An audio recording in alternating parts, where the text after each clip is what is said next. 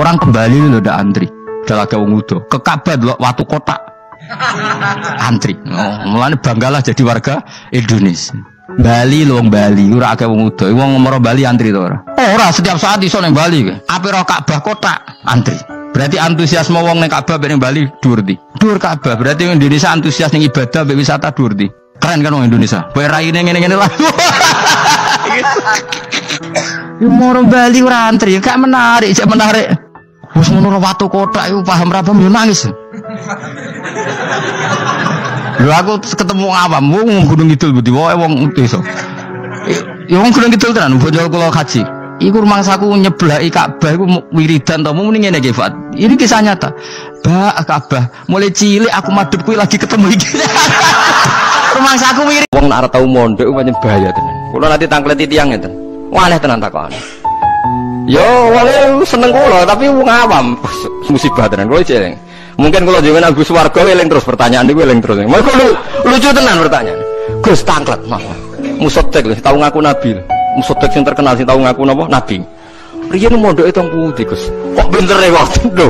Dekne ujanggat. Lah piye kok pinter? Kiai wis top Gus nang mondok nganti dadi nabi. Dia itu ngira kalau mondok alim atau lama sukses itu jadi kiai. Kalau di atasnya itu jadi apa? Nabi. Jadi pikirannya dia wong ngaku nabi berarti mondok apa? Suwi banget sandure mondok sing dadi napa? Kiai. Waduh. Bukan musibah tenan.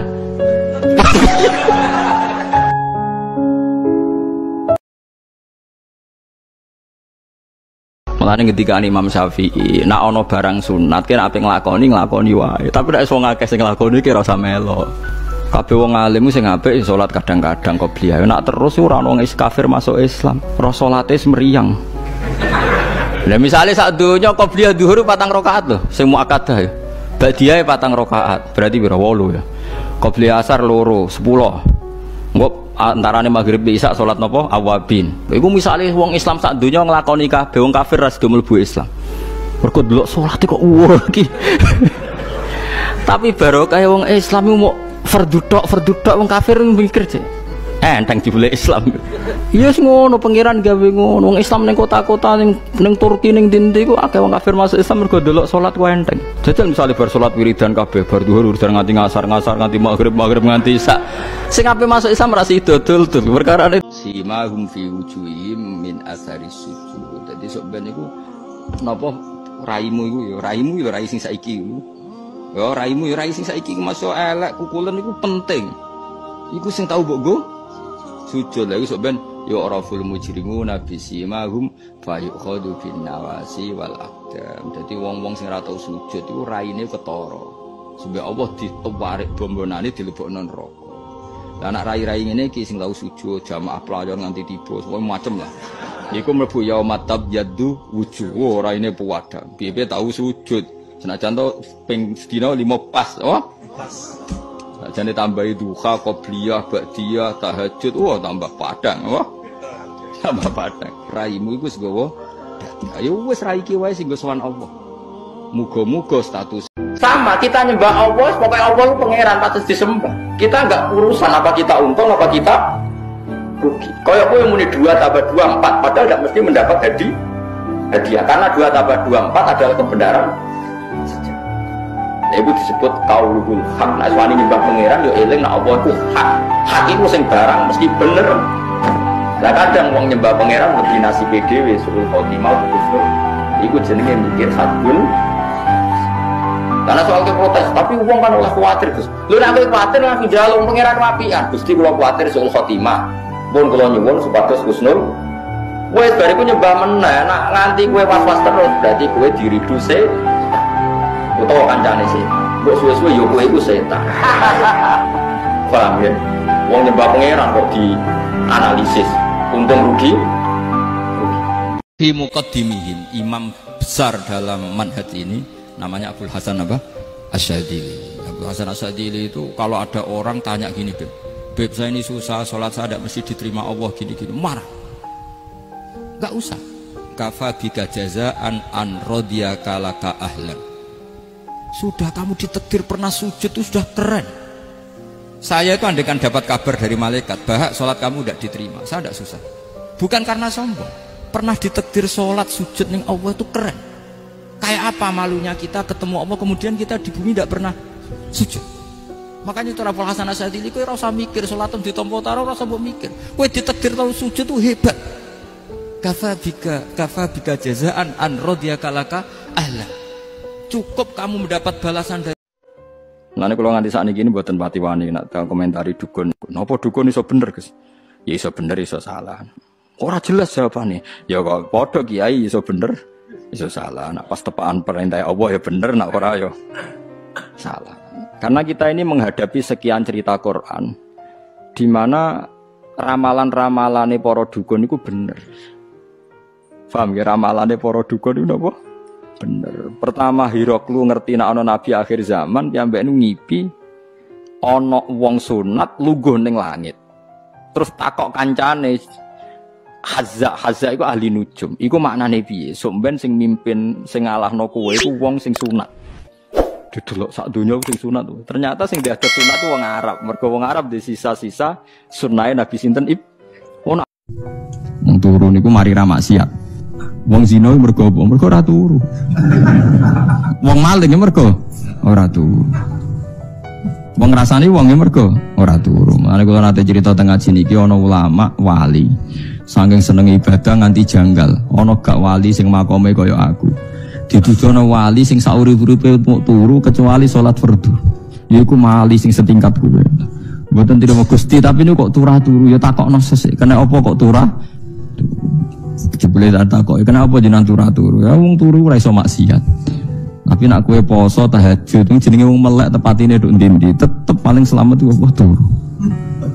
Akhirnya ngakoni dene jebule alim kuwe lah ya dadi turu iku iso dadi wali. Ke wong turu ora ngarah zina, ora ngarah maling, ora ngarah ngrasani wong.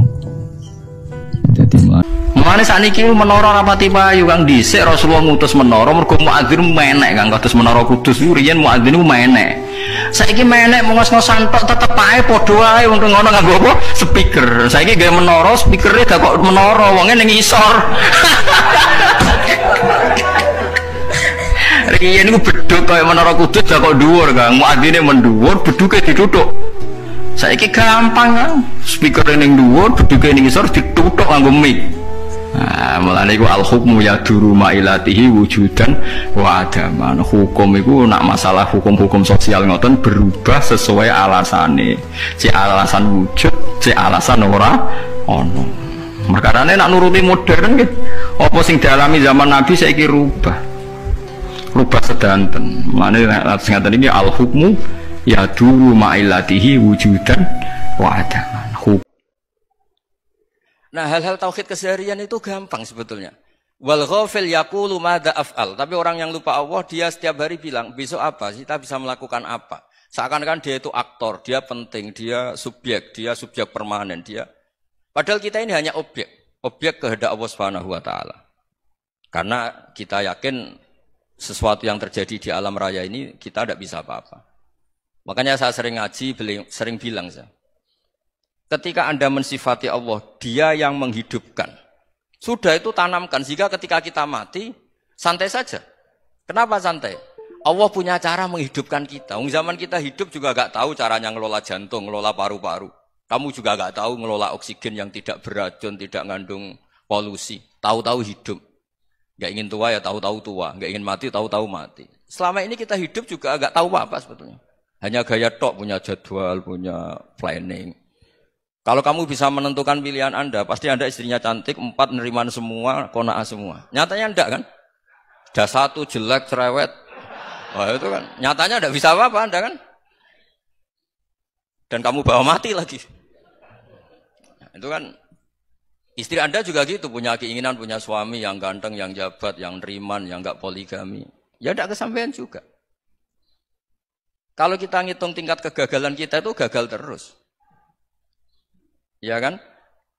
Nah, terus ingat Allah. Madza yaf'alu wa bi. Orang yang punya akal selalu berpikir Allah itu menghendaki apa terhadap saya. Lalu sama-sama orang gitu.